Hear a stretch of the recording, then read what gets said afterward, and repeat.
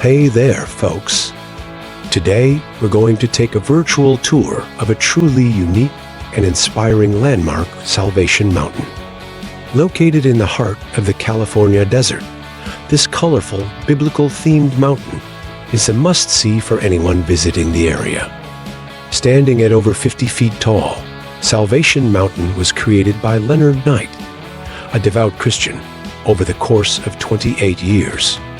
The mountain is a testament to Knight's faith and his belief in the power of love and kindness.